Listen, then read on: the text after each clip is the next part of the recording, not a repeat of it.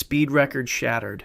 Donald Campbell was not a man who sought records casually. By January of 1967, he had already claimed 7 world water speed records, a number no other person in history had matched. He was the son of Sir Malcolm Campbell, himself a legendary record breaker, and Donald had spent much of his adult life carrying that legacy forward with a singular machine, the Bluebird K7. The Bluebird K7 was a jet-powered hydroplane, a craft designed to skim the surface of water at speeds that strained the limits of what engineering and human nerve could sustain together. Campbell had piloted her to records throughout the 1950s and 1960s, pushing the boundaries of what was considered achievable on water. By late 1966, he had set his sights on a new threshold, 300 miles per hour. No waterborne vessel had ever officially crossed that mark. He chose Coniston Water in the Lake District of England as his venue. It was a lake he knew well, long and relatively sheltered, with the kind of measured stillness that high-speed record attempts required. The Lake District in January is cold and gray, the surrounding fells often dusted with frost, the water surface dark and flat in the early morning hours. Campbell and his team had been at Coniston for weeks, managing weather delays and mechanical preparations, waiting for conditions that were acceptable. The morning of January 4th, 1967, arrived with conditions the team judged workable. The support crew was in position, timing officials were stationed. A film camera captured the attempt from the shoreline. Campbell climbed into the Bluebird K7 and prepared for his runs. Under the rules governing world speed records on water, a vessel must complete 2 timed runs over a measured kilometer in opposite directions within a set time window. The average of the 2 speeds is taken as the official record. Campbell completed his first run and achieved a speed that already surpassed his 300-mile-per-hour target. Rather than waiting for the wake from the first run to fully settle, which was the established practice, he turned the Bluebird around and began his second run almost immediately. The Bluebird K7 accelerated down the lake on the return pass. She reached speeds in excess of 320 miles per hour, faster than she had ever traveled. At that velocity, the aerodynamic forces acting on the hydroplane shifted in a way the craft could not manage. The nose of the Bluebird began to lift dynamically off the surface of the water. Once the nose rose, the outcome was no longer in question. The hull lost its running angle on the water. The Bluebird became airborne. She executed a full somersault in the air above Coniston Water, rotating end over end at a speed that defied any possibility of recovery. She came back down bow first. The impact with the surface of the lake was total. The Bluebird K7 disintegrated on contact. Witnesses on the shoreline saw the explosion of white water where the craft had been. The film camera captured the entire sequence. Debris scattered across the surface of the lake. What had been one of the most precisely engineered racing craft ever built was within seconds. Fragments spread across the water. Emergency response was immediate, but there was nothing to respond to in any meaningful sense. The wreckage was distributed widely. Recovery divers searched the area. Campbell's body was not found at that time.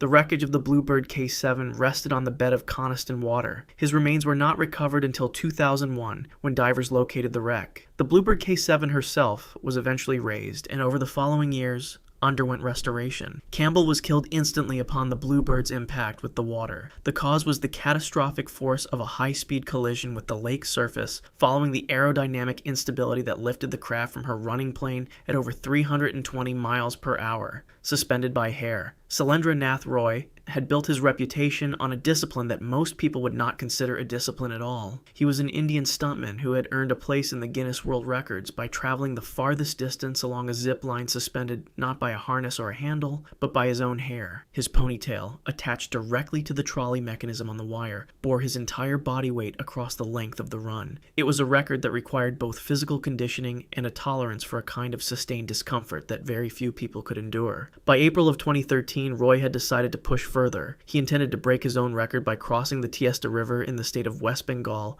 in northeastern India. The Tiesta is a significant river, wide and fast-moving as it descends from the eastern Himalayas through the plains of Sikkim and West Bengal. The crossing Roy planned would take him along a wire 595 feet long, 181 meters suspended 70 feet above the river's surface. The setup for the attempt was substantial. The wire had to be rigged at height across the span, anchored at both ends, and equipped with the trolley mechanism that Roy's hair would be attached to. A support team was present at the site. Observers gathered to watch. The Tiesta below was active, its current indifferent to what was being prepared above it. Roy's preparation for the hair attachment was methodical. His ponytail would be wound and secured to the trolley, transferring his body weight through his hair and scalp. He had done this before. He had the record to prove it. On April 28, 2013, he was ready. The attempt began. Roy launched from the platform, his weight pulling the trolley along the wire, his body suspended below. He moved out over the river, 70 feet of open air beneath him, the wire singing above, the Tista running below. Approximately halfway across the wire, something went wrong with the mechanism.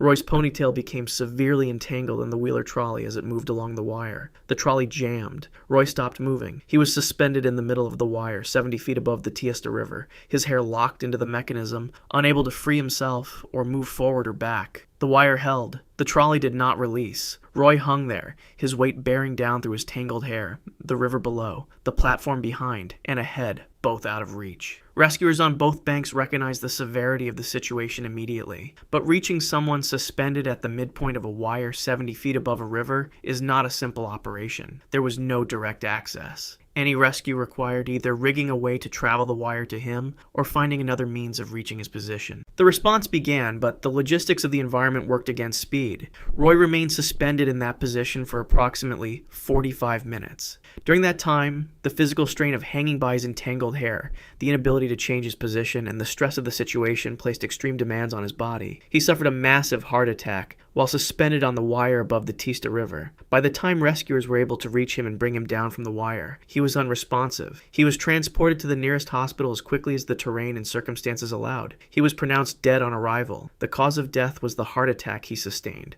while suspended midair over the Tista River, approximately 45 minutes after his ponytail became entangled in the trolley mechanism of his own world record attempt, lost at depth. Dr. Guy Garmin was, by any reasonable measure, a man who understood risk better than most. He was a practicing physician, which meant he understood the physiology of what the human body could and could not survive. He was also an experienced technical diver known throughout the deep diving community by the name Doc Deep, a figure who had spent years pushing into the deeper registers of what open-circuit scuba equipment could support. Those two identities, the medical professional and the extreme diver, existed in him simultaneously, and it was the combination of the two that made his goal both understandable and staggering. Garmin intended to set the world record for the deepest open-circuit scuba dive ever completed, targeting a depth of 1,200 feet, 365 meters, in the waters off the coast of St. Croix in the United States Virgin Islands. To put that number in physical terms, 1,200 feet is deeper than the height of the Empire State Building. At that depth, the pressure exerted on a human body is immense. The gas breathed through standard scuba equipment becomes toxic, and the margin for any error in equipment, timing, or physiology collapses to almost nothing. The preparation for this dive was not casual. A support team of dozens of divers had to be assembled, trained, and positioned at staged depths throughout the water column. The logistics of a deep technical dive operate on a principle of layered coverage. Divers stationed at different depths to assist, monitor, and if necessary intervene as the record holder ascends. The deeper the target, the more complex the staging, the more people required, and the more variables that have to be controlled simultaneously. Garmin and his team had worked through those logistics in the months and weeks before August 15, 2015. On that date, off the coast of St. Croix, the attempt began. Garmin entered the water and began his descent toward 1,200 feet below the surface. The confirmation that he reached his target depth came later, in the form of the hooks he had brought with him to mark his arrival at depth. Those hooks were found. Garmin had descended to 1,200 feet. He did not come back up. The first deep support diver was positioned at 360 feet, waiting for Garmin to ascend through that depth as part of the staged return. Garmin never reached him. The support diver waited. The timeline advanced past any margin that could be explained by delay. Garmin was not there. The team at the surface and at the various stage depths understood what that absence meant. A rescue at 1,200 feet is not possible. No diver can descend to that depth on an emergency basis. No equipment exists that can bring back someone lost at that depth in any practical time frame. The depths involved are beyond the reach of intervention. Search efforts were conducted within the limits of what was physically accessible. Those limits were absolute. Guy Garmin's body was never recovered, remaining lost in the extreme depths of the ocean. The precise circumstances of his death at depth could not be determined. At 1,200 feet, the known physiological hazards include extreme gas toxicity from breathing compressed gases at that pressure and the crushing force of the surrounding water column on every system of the body. What exactly happened during his ascent, or whether he began an ascent at all, was not established. He was confirmed deceased. His body remained on the floor of the ocean off the coast of St. Croix, forever beyond the reach of any human intervention or recovery effort. The world record for the deepest open-circuit scuba dive he had targeted was not claimed that day by anyone: bus jump Thrron. Javad Palisbanian was a known figure in Iranian stunt culture, a daredevil who had built a public identity around pushing physical and mechanical limits in front of audiences. By the summer of 2005, he had arranged what was intended to be his defining performance, a motorcycle jump that would set a new world record for the greatest number of buses cleared in a single leap. The venue was the Azadi Sports Stadium in Tehran, one of the largest stadiums in the world by capacity, a concrete structure built to hold enormous crowds. The event was not a private affair. It was broadcast live on Iranian national television, bringing the attempt into homes across the country simultaneously as it happened on the stadium floor. The setup was imposing. 22 buses were parked side by side on the floor of the stadium, arranged in a line that stretched across more than 200 feet. Each bus represented an additional unit of distance and height that Palisbanian's motorcycle would need to clear. The ramp at the takeoff end was designed to give him the angle and speed necessary to project him and the bike across the full length of the row. On the other side, a landing ramp waited. The stadium held the event with the full apparatus of a live broadcast: cameras, commentary, an audience present in the venue, and a national audience watching at home. Palisbanian prepared and mounted his motorcycle. On August 26, 2005, he was ready to attempt the record. He accelerated toward the ramp. The motorcycle hit the takeoff point and launched into the air above the buses. The trajectory was not what the jump required. The motorcycle failed to achieve the altitude and clearance necessary to carry Palisbanian the full length of the bus row. The arc of the jump fell short. The bike came down on the 13th bus. The impact was direct and immediate. There was no partial landing, no slide, no secondary event. The motorcycle struck the roof of the 13th bus in the row, and the kinetic force of the impact was total. Palisbanian was killed instantly. Emergency personnel stationed at the stadium moved to the scene. What they found on and around the 13th bus required no sustained medical response. The speed of the jump, the height of the fall onto a rigid surface, and the force of the impact had been immediately fatal. The live broadcast captured the beginning of the attempt, but state television cut away before the crash occurred. The cameras were present for the entire sequence, but the national television audience did not see the impact as the broadcast cut away due to the disturbing nature of the accident. Palisbanian was killed instantly on impact with the 13th bus during a live broadcast of his world record motorcycle jump attempt at the Azadi Sports Stadium in Tehran on August 26, 2005. He did not clear the record. He did not survive the attempt. Buried and forgotten. There is a reason Guinness World Records does not sanction buried alive attempts. The organization has maintained a strict policy of refusing to monitor or recognize this category of endurance challenge, citing the danger as too severe and too immediate to treat as a competitive event. The risks are not theoretical. Oxygen depletes, carbon dioxide accumulates. The body's responses to both are progressive and, past a certain threshold, irreversible. Janaka Basnayake was 24 years old and lived in Sri Lanka. On a Saturday morning, he undertook what he framed as a personal milestone attempt, an effort to establish an endurance record for the longest time buried alive, even without official sanction from any record-keeping body. The attempt was not conducted alone. His family and friends were present. They were the ones who helped build the chamber he would be buried in, a wood and mud construction designed to create a sealed space inside the earth. They were the ones who dug the trench, 10 feet deep, into which the chamber would be placed. They were the ones who covered it over when Basnayake was inside, and who would be responsible for monitoring the time and opening it when the attempt was complete. 10 feet is deeper than most people stand tall. The trench would have required significant labor to dig to that depth, and the chamber inside it would have been dark and close once the earth was packed above. Basnayake took his position inside the wood and mud enclosure. His family and friends sealed it. They covered the trench.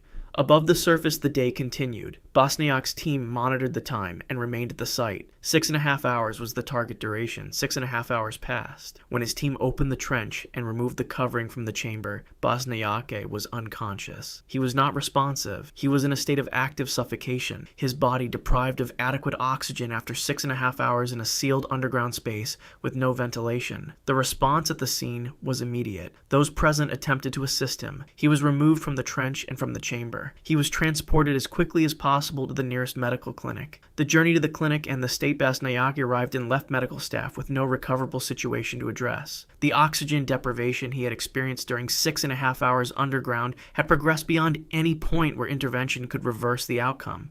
Janaka Basnayake died shortly after being transported to the medical clinic. He was 24 years old. The cause of death was suffocation, resulting from oxygen deprivation sustained during 6.5 hours sealed inside a buried chamber, 10 feet below the surface of the ground. 8 minutes under, Audrey Mestre had spent years building a reputation as one of the most capable freedivers in the world. She was French, trained and competitive at the highest level of the sport, and she had established herself in the discipline of no-limits freediving, the most extreme category the sport contains. No-limits freediving places no restriction on the equipment a diver may use to descend and ascend. The diver rides a weighted sled down to a target depth, then uses a lift bag, inflated with compressed air from a tank, to return to the surface. The diver does not swim the depth. The equipment carries them down and brings them back. What the diver must survive is the pressure. The no-limits record Mestre intended to break required a descent to 561 feet, 171 meters beneath the surface of the Atlantic Ocean off the coast of the Dominican Republic. At that depth, the pressure is more than 17 times the atmospheric pressure at sea level. The human body adapts to that pressure during the dive in ways that are physiologically remarkable, but the adaptation is only sustainable for a limited time, and the entire system depends on the lift bag working on the way up. The attempt was planned for October 12th, 2002. The support team was assembled on the water. The equipment had been prepared. The weighted sled was rigged. The lift bag was in place, its inflation tank intended to carry Mestre back from 561 feet to the surface in a controlled ascent. Safety divers were positioned, though the coverage at extreme depth was limited by the physiological constraints that apply to any diver entering those depths. Mestre entered the water and attached herself to the weighted sled. The descent began. The sled carried her down at speed, the pressure building with every meter. She passed through the ranges where safety divers could operate and entered the zone below, which no diver could follow or assist. She continued to 561 feet. The descent went as planned. At depth, Mestre reached for the mechanism to inflate the lift bag that would bring her back. The air tank attached to the lift bag was empty. There was no air. The bag could not inflate. The system that was supposed to carry her back to the surface could not function. Mestre was 561 feet below the ocean's surface with no means of mechanical ascent. The safety divers were not positioned at that depth. No backup diver could reach her in time. She spent more than 8 minutes underwater in total. When the service team brought her up, the time she had been submerged and the depth at which the failure occurred had inflicted injuries that were not survivable. She had sustained severe pulmonary barotrauma, the result of the extended time at and near that depth without a proper ascent. Resuscitation was attempted at the surface. Medical response was immediate. Audrey Mestre could not be revived. The cause of her death was severe pulmonary barotrauma sustained after spending more than 8 minutes underwater following the failure of her lift bag's air tank at a depth of 561 feet off the coast of the Dominican Republic on October 12, 2002. Parachute suit jump. In the winter of 1912, aviation was still in its first decade. The Wright brothers had flown at Kitty Hawk less than 9 years earlier, and the aircraft being built and flown in Europe and America were fragile, unreliable machines made of wood, wire, and fabric. Pilots sat in open cockpits with no protection, no ejection system, and no parachute. When an aircraft failed at altitude, which happened with regularity, the pilot had no way to survive the fall. Franz Reichelt had thought about this problem for years. He was an Austrian-born tailor who had built a life in Paris, and his profession had given him both the skills and the materials to try to solve it. He believed he could design a wearable suit that would function as a parachute, a garment that a pilot could wear at all times and deploy in the event their aircraft went down. If it worked, it would save lives. He pursued the idea with sustained focus. His early experiments used mannequins and dummies, dropping them from heights, to test whether his suit designs would open and slow a fall. The results were not consistently encouraging, but Reichelt continued refining his designs. He became convinced that the issue was not with the suit's concept, but with the limited drop heights he was testing from. He believed a greater drop height would allow the suit to catch the air properly and open as intended. He sought permission to test his suit from the Eiffel Tower. The first platform of the tower sits 187 feet, 57 meters above the ground. Reichelt announced publicly to the press that he intended to jump himself, not a dummy, from that platform to demonstrate the suit and claim a safety prize for aviation gear. His announcement drew attention. On the morning of February 4th, 1912, Reichelt arrived at the Eiffel Tower in his suit. A crowd had gathered. Police officers were present. Witnesses who had heard of his plan urged him not to jump. They encouraged him to use a dummy for the test, instead of risking himself. He was heard by those around him and refused. Cameras were present. The jump was filmed, an unusually detailed record of an event from that era. Reichelt moved to the edge of the platform, 187 feet above the ground of the Champ de Mars. He paused on the ledge. He jumped. The suit did not open. As Reichelt fell, the fabric of the suit folded around him rather than catching the air and deploying. The design that was intended to slow his descent and carry him safely to the ground instead wrapped around his body as he fell 187 feet. He struck the ground.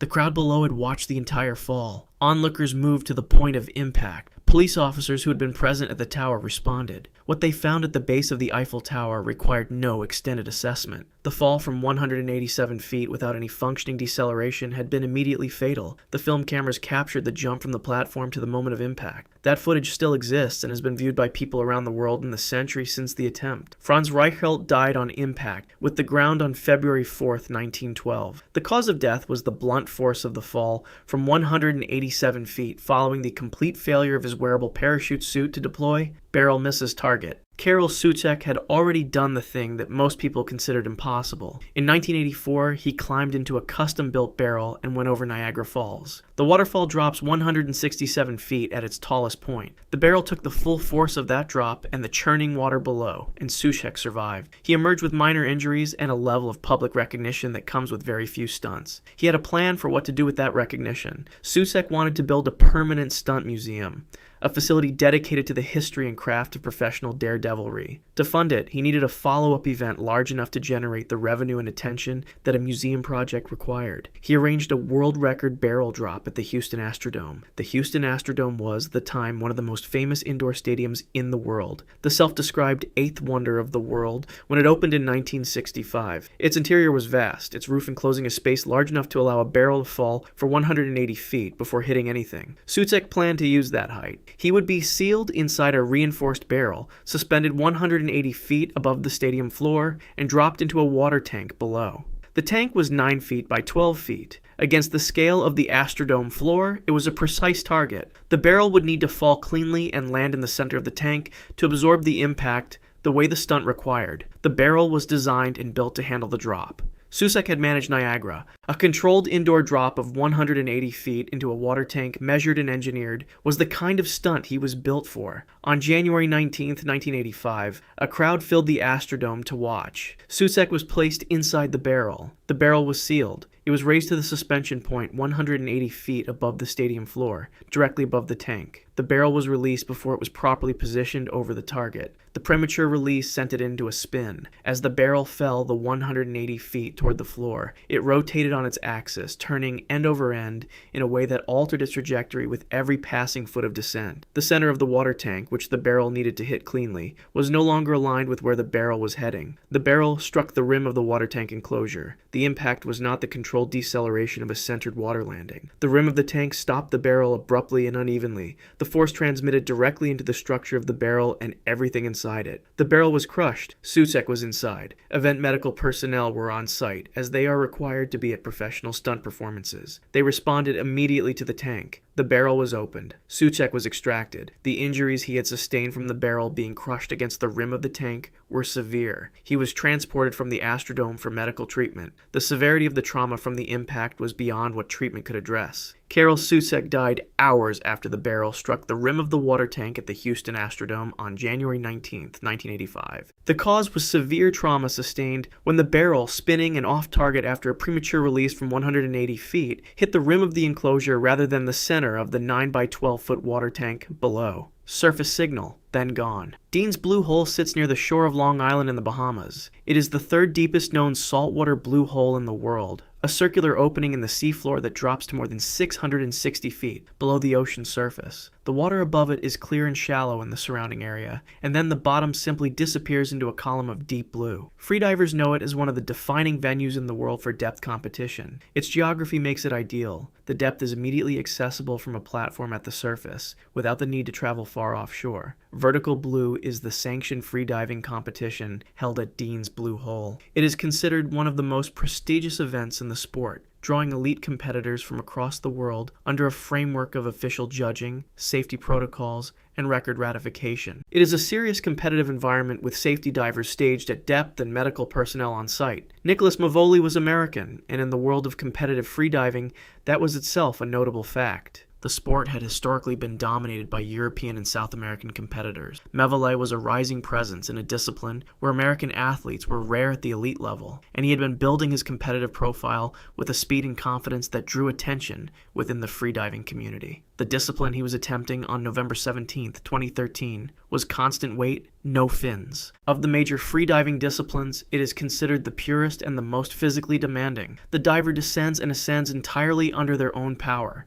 using only their body's movement through the water. No sled, no fins, nothing that mechanically aids the dive. Every meter of depth is earned by the diver alone, on a single breath. Mavioli was targeting 236 feet, 72 meters, which would set a new American record in the discipline. It was an ambitious target. The equalization of pressure in the ears and sinuses at that depth requires technique and physical function that becomes increasingly difficult as depth increases. Any breakdown in equalization is a signal the body is under stress that may exceed safe limits. He entered the water at Dean's Blue Hole and began his descent. At 68 meters, approximately 223 feet below the surface, Mavioli experienced difficulty equalizing his ears. He paused. A diver pausing at depth due to equalization difficulty is a recognized warning sign in competitive freediving. The appropriate response, understood by competitors and officials alike, is to abort the dive and return to the surface. The body is signaling that conditions are at or past a safe threshold. Mavioli did not abort. He pushed through the equalization difficulty and continued his descent to 72 meters. He reached the target plate at the bottom of the dive, the physical marker that confirms a diver has reached their target depth. He touched it. He then swam back to the surface under his own power,